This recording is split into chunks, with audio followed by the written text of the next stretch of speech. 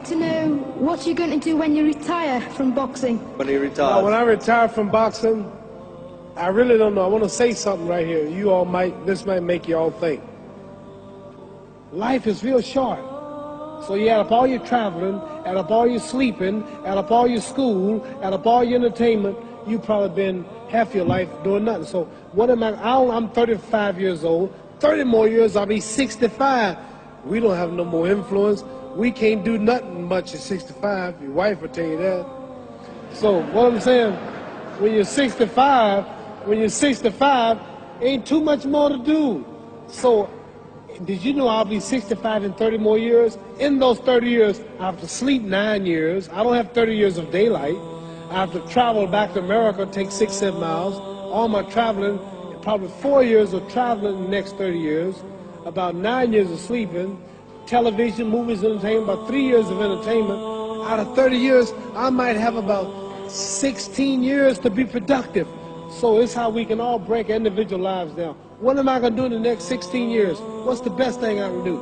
Get ready to meet God. Going in real estate, going in business, teaching boxers, that won't get me to heaven.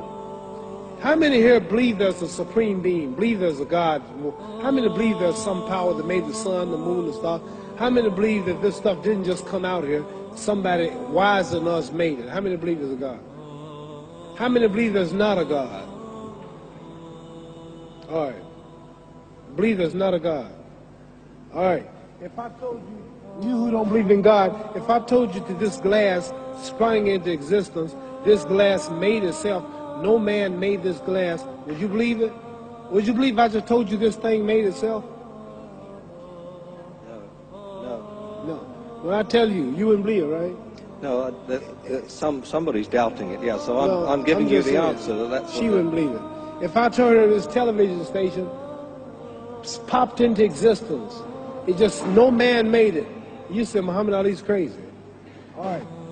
Well, if this glass can't make itself, if I told you those clothes you have on wove themselves, nobody created them, those clothes made themselves, you wouldn't believe it.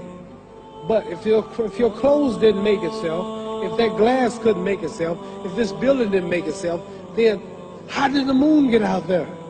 How did the stars and Jupiter, Neptune and Mars and the sun, how did nature, how did all this come here? Didn't know why is something planning to make it. So what I'm saying is, I believe we're going to be judged. Should a man like Hitler kill all the Jews and get away with it? Somebody should punish him. Maybe he don't get it now, he'd get it when he died.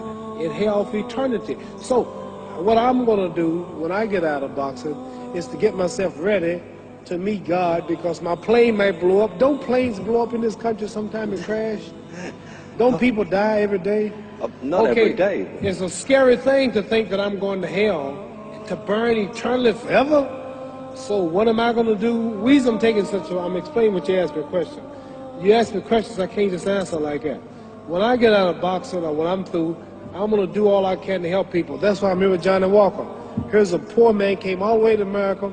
Here's a bunch of boys need some money, and somebody is calling me to help them. God is watching me. God don't praise me because I beat Joe Frazier. God don't give nothing about Joe Frazier. God don't care nothing about England or America as far as your wealth is all his. He wants to know, how do we treat each other? How do we help each other? So I'm going to dedicate my life to using my name and popularity, helping charities, helping people, uniting people, people bumming each other because of religious beliefs. We need somebody in the world to help make peace. So when I die, if there's a heaven, I want to see it. Because we live how long? 80 years? The odds are everybody in this room, some of you are going to be dead 20 years from now, some of you are going to be dead 50 years from now, some are going to be dead 30, and some are going to be dead 60, 70 years from now. We all going to die soon. And if you live to be, say, 125 years old, which we don't do, right? Let's say we live to be 250, and you can have sex for 145 of those years. You're going to come to the end after that. So, we don't have it about 80 years on earth. This is a test to see where will we spend our life in heaven and hell. This is not the life now. Your real self is inside you. Your body gets old. Some of you go to look at the fridge, you don't have no teeth. Your hair is leaving you. Your bodies get tired, but your soul and your spirit never die. That's going to live forever. So your body is just housing your soul and spirit.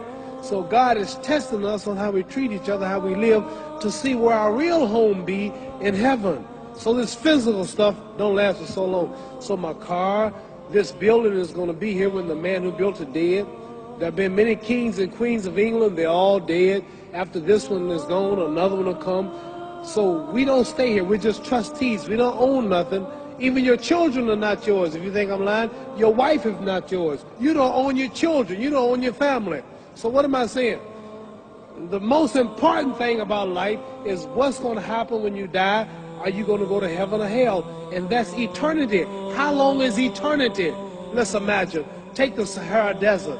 There's a lot of sand on the Sahara Desert, right? Then imagine that one grain of sand represents 1,000 years, and when you in hell burning, when you die and go to hell, you're going to burn forever and ever and ever, no end. How long is that? Give you an idea how long eternity is.